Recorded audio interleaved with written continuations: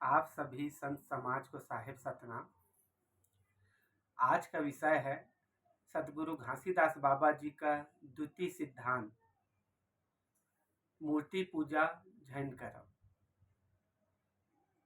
ऐसा सदगुरु घासीदास बाबा जी ने क्यों बोले हैं, क्यों मना किए हैं मूर्ति पूजा नहीं करने के लिए, इसके बारे में मैं अपना विचार रखना चाहता हूँ।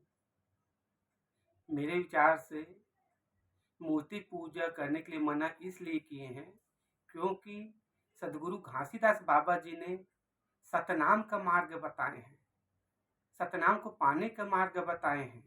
और सतनाम सतपुरुष पिता, उनका न रंग है न रूप है, न आकार है न प्रकार है, वह एक सार्वभौमिक ऊर्जा है। तो हम उनका मूर्ति कैसे बना सकते हैं, उनका कोई रंग रूप ही नहीं है। तो और दूसरी बात, मान लो हम लोग सदगुरु घासीदास बाबा जी का मूर्ति बना देते हैं, पर एक पत्थर को छीनी हथौड़ी से मारकर सदगुरु घासीदास बाबा जी का मूर्त रूप दे देंगे, तो क्या वो मूर्ति हमें ज्ञान दे सकता है? नहीं दे सकता।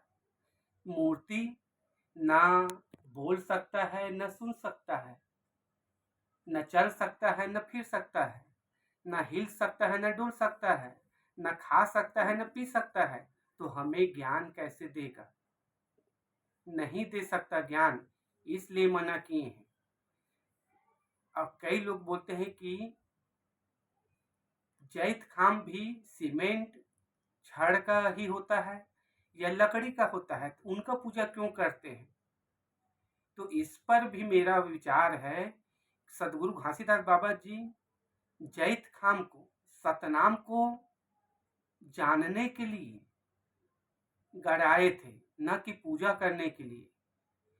मेरे पूर्वज कई सालों से घर में निशाना रख के पूजा कर रहे हैं, तो क्या जैत खाम की पूजा करते आ रहे हैं तो उससे सतनाम का ज्ञान मिल जाएगा?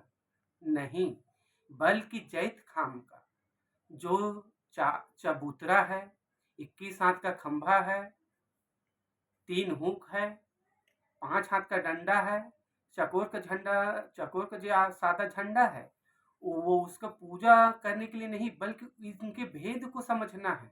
तब हम सतनाम को जान पाएंगे, समझ पाएंगे। इसलिए सदगुरु घासीदास बाबा जी मूर्ति पूजा जैन करो करके बोले हैं। मूर्ति पूजा के भ्रम में मत भटको नादान, धन तेरा हर लेत है, ना होता कल्याण। आप सभी संत समाज से निवेदन है कि सदगुरु घासीदास बाबा जी के द्वितीय सिद्धांत मूर्ति पूजा जैन करो, इसका पालन करें। साहेब सतनाम।